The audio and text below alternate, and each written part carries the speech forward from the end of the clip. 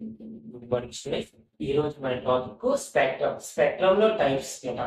Mainly మనం 2 types గురించి ఇక్కడ డిస్కస్ చేసుకున్నాం. One is line spectrum, another one is band spectrum.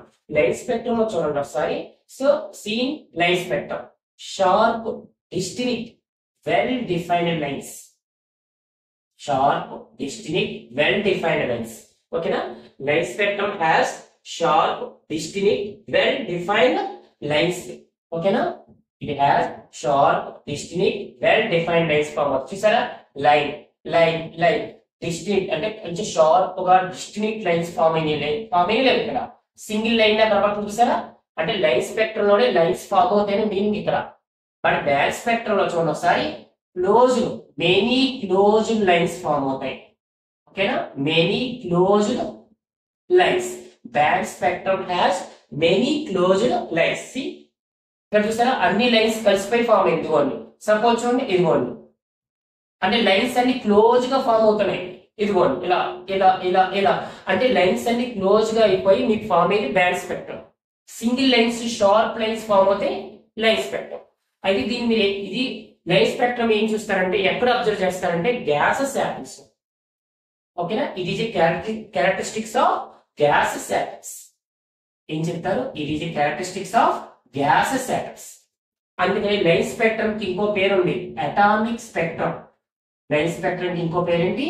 Atomic spectrum అని చెప్పచ్చు. ఇది ఎందులో అబ్జర్వ్ చేస్తారంటే గ్యాసెస్ మాలిక్యూల్స్ లో అబ్జర్వ్ చేస్తారు. ఓకేనా? Gases molecules. ఓకేనా? అందుకని యాటమ్స్ లో అబ్జర్వ్ చేశారు కాబట్టి అటామిక్ స్పెక్ట్రమ్, మరి మాలిక్యూల్స్ లో అబ్జర్వ్ చేశారు కాబట్టి మాలిక్యులర్ స్పెక్ట్రమ్ అని చెప్పచ్చు మీకు దీన్ని. ఓకేనా? Line spectrum and band spectrum గురించి చెప్పుకుంటాం. నెక్స్ట్ పాయింట్ చూడండి ఒకసారి. ఇక్కడ ఏం చెప్పుకుంటున్నాం అంటే, ఇది ఎప్పుడు ఫామ్ అవుతుందంటే transition of, it is due to transition of electrons. Electrons transition జరిగినప్పుడు. ఎప్పుడు జరుగుతుంది? Transition of electrons between energy levels of atoms. ఓకేనా? Energy levels of atoms. ఓకేనా? ఎప్పుడు ఫామ్ అవుతుంది ఇది?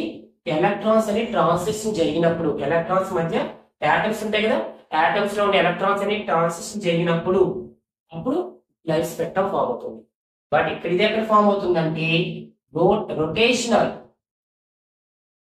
ఓకేనా, వైబ్రేషనల్ చేంజెస్ ఆఫ్ ఆటమ్స్.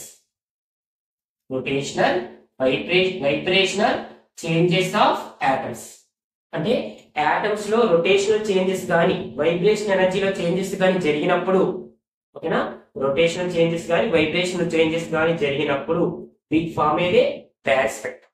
ఓకేనా?